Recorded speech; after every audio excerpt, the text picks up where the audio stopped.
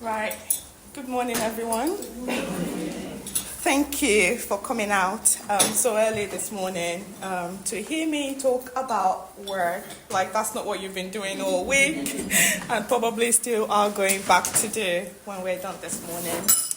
I pray that this morning will be a blessing to you, as it has been for me as I've spent time preparing this.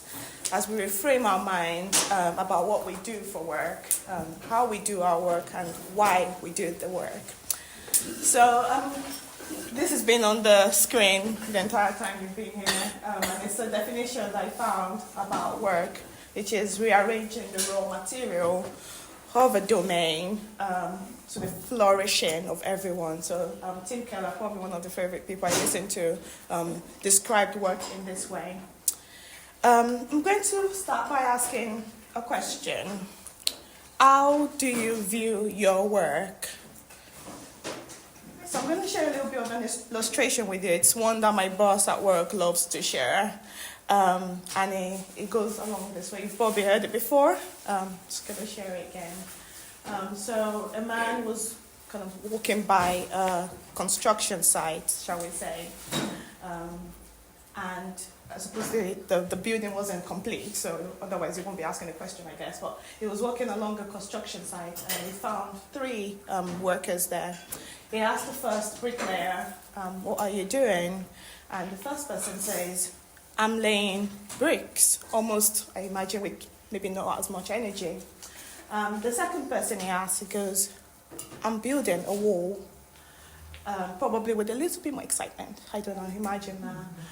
And then finally, the third person he asks says, I'm creating a cathedral. I imagine with probably a little bit more like energy, like I'm creating a cathedral, you know. This story kind of highlights how each person views their work, some with maybe not as much magnitude and someone with a lot of importance to their work. And so, many of you have been, Christians for far longer than I have been. So I'm sure it will come to you as no surprise that our God, the God of the Bible, is a worker, contrary to many other religious views of God. Our God works. At the very beginning of our Bible, it started with work. All three persons of the Godhead were involved in work at creation. So the opening few words of your Bible would read something like this. In the beginning, God created the sky and the earth.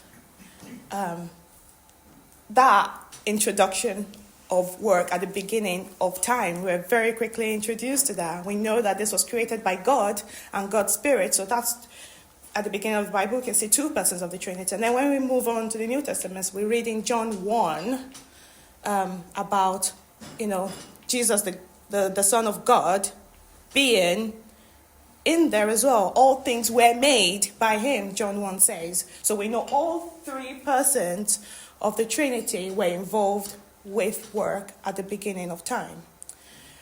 And they created the sky and the earth out of nothing. The creative work was described as good as the day passes. The land was created. It was good. The trees, good, good, good. It was repetitive, good. It was seen as good, joyful. You could almost feel the energy as you read good, good. It was positive. So there's a positive view to work. And then fast forward, we get to day 6. And we know that work is good because, we've been told up until day 6, work is good. And God made man and woman, and he called them to be image bearers at the beginning of creation. He calls them to be fruitful and to subdue the earth. Both activities involve work. Being fruitful, raising children, being educators, being fruitful, providing food at the table at the not supermarket, at Eden, but you get the idea. Being fruitful, it's work. God called man and woman, both of them, to work. This is unlike any of the other creatures that God had created. The other creatures, the trees, the birds, the fish, the land animals, were only proposed to do one thing, to produce more of their kind. Only with man and woman are we called to be fruitful and to steward the earth. So, being the image bearer was so important that we're given that human creativity from God to steward the earth. It's creative because we use what God has already created out of nothing. We use the raw materials from that, and we order it to flourish the earth. Animal, people, the environment. It was all in God's purpose for us to do that. So, even Adam almost immediately gets to work, doesn't he? He starts to name the animals. I imagine he goes, that one's got a long neck, a bit spotty, that is work. You would see I don't know, I'm not very good, Rosemary knows I'm not very good with animals. That one is grey, maybe it's an elephant, maybe, I think they're grey. So Adam gets to work immediately. Within the first 4 chapters of the Bible, even though the fall had happened, we already have cattle rearers in there. We have musicians. We have craftspeople. We have teachers already within the first 4 chapters of our Bible. All of our work is there to bring order out of chaos, because it is important, no matter what we're doing, whether our labor is paid or unpaid, whether it is instructing a child's art, whether it's surgically fitting in a stent for an unwell patient, whether it is to do research work or to work in the school canteen. It is all good work. It glorifies God and it reflects the mandate to which God had called men and women to. But we know that's not how the story carries on, isn't it? Genesis 3 happened. And because it did, we're here. We have the fall. Genesis 3 happened, man sinned, and so we have the fall. So, not long after I started work in Swindon, I went back home with my dad for a birthday party. It was my uncle's birthday party. It was a Sunday afternoon. And so everybody was beginning to take their leave to go home because it was getting around 5 o'clock. And I remember someone saying, oh, well, I would have carried on, enjoying this party if not for Adam and Eve that ate the apple. I was like, number one, I didn't say that loud. It wasn't an apple. And contrary, the fall did not introduce work. But it's something that has been imbibed in, I suppose, in Christian circles. For me, growing up, that was what was the idea in my head growing up, that it was because of the fall that we worked. But it wasn't. The fall did not introduce work. It cursed work. It changed the nature of it. We read in Genesis 3:17-19 about the curse of Adam's work. Painful toil was introduced to work in the curse. And very quickly, the effect of the curse are felt. Painful toil was introduced. Very quickly, we see Lamech in the genealogy of Adam, significantly names Noah, referencing the curse in Genesis 3, that, he was to bring comfort from our painful toil from the curse. So that curse was immediate. It was felt very quickly. That very same Noah, after the flood, became a farmer. He planted vineyard. And what did he do with it? He got drunk almost immediately. So that carried on, didn't it? And then we also meet the people building the Tower of Babel, where they were no longer wanting to glorify God with their work, which was the original plan. But what they did instead was to want to build a name for themselves. So very quickly in Genesis, we see the various impact of the fall on our work. So, I've got a few verses there. I'm not going to go through them. So if within our tables, we take 2-3 minutes, shall I say?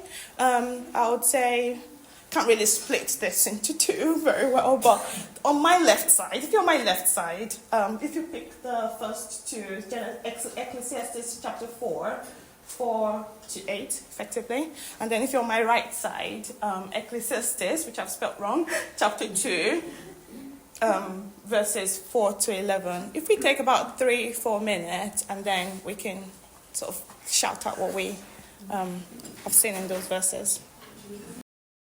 So, we find various things there, don't we? We find futility, we find dissatisfaction. It's done all that work and still dissatisfied. We find frantic work that comes out of jealousy.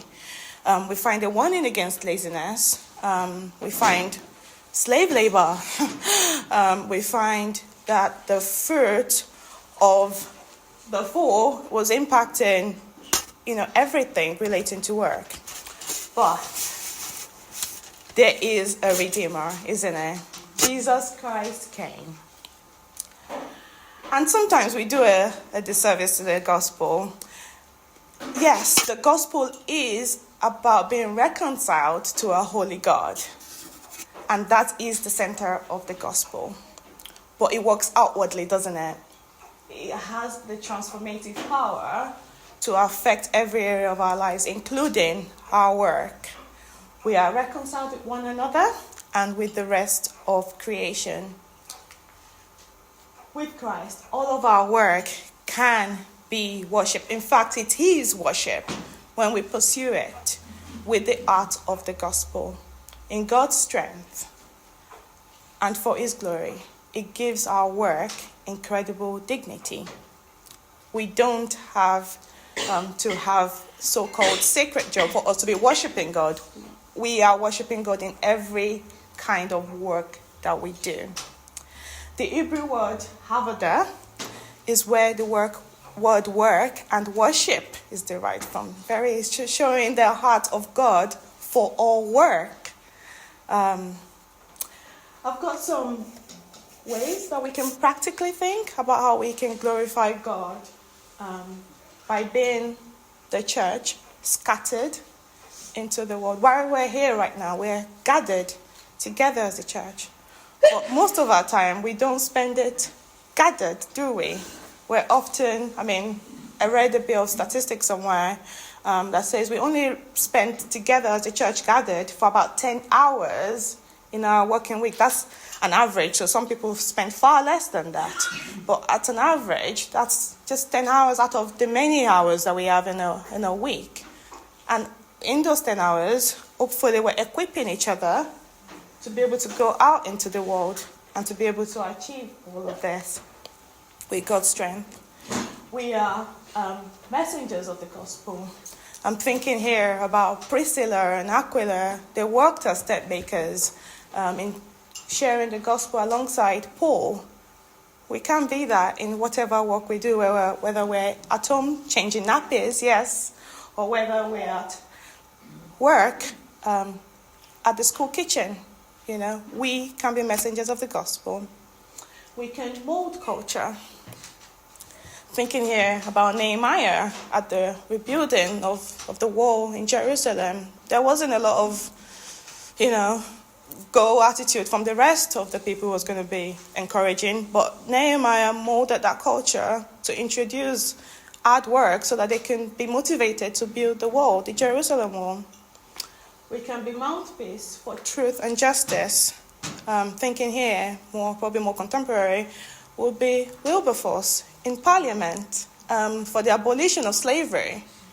It was because of his Christian faith that he was able to stand up very boldly for that. And we can all be doing that in very little ways. We can be ministers of grace and love. I'm thinking back to the midwives in Egypt during the time of Moses that stopped the killing of those little children. We can make good work. We have Noah back in the story. He was building the ark that was going to withstand a lot of rain to the specificity that God required him to. Because if he didn't do it well, the rest of creation would not carry on, would it? but he did a good work. We can model godly character in our work. Thinking to Joseph, his godly character was developed during his different work. He was a changed person by the time his brothers met him, displaying the godly character of forgiveness to him, which he had learned throughout his work. But we know that while we're here on this side of eternity, we know that sin is sadly still a present reality in our work. And some of us do feel the consequences of the fall on our work. But God can use our work to develop our character. I've just talked about Joseph there. I remember early on in my career, it was a daily dependence on God to help me with it. Think differently. Everyone else has a maths degree at work. I have an economics degree and I got in. And so everyone thought very statistically, and it was very much, I was interested in statistics, but I hadn't studied at university. So I was really interested in the work. So I very much had to depend on God to help me to understand better what I was doing. Maybe you are in a difficult job, and God is teaching you patience as you wait to apply for a new job or as you wait in dealing with the situation. God works through the work that we are doing. Maybe it's a service that you're learning as you change what feels like the ninth nappy in the day. Hopefully that's an exaggeration, but it can feel like it, can it, in those early days as moms. So there is a better Eden than Eden, isn't it? It is coming. So dear sisters, let's stand firm. Let's not be shaken. Let's give ourselves fully to God's work. Let's be confident that our labor in the Lord is not wasted. So we look forward to when the Lord Jesus returns. And we know that God's righteousness will fill the earth as the waters covers the seas. I don't know what each and every one of you is facing in your labors, what you're enduring, what you have endured. But I'm certain of one thing. It says in the Bible that our sufferings will be traded for good. And God does not lie. So I know that for sure. And in God's new order, we will rest from the toil and injustice that's still present in our world of work. The prophet Isaiah declares that we will find fulfilling and God-satisfying work, God-glorifying work, So those who build their houses will live in it. Those who planted the garden will enjoy their fruit. God's people will enjoy the things that they make, Isaiah prophesies, and they won't work for nothing. This is God's promise for a final restoration when Jesus Christ ushers in the new creation. It is something to look forward to, isn't it? Don't know what that would look like, but it is promised. So if it's promised, it will happen.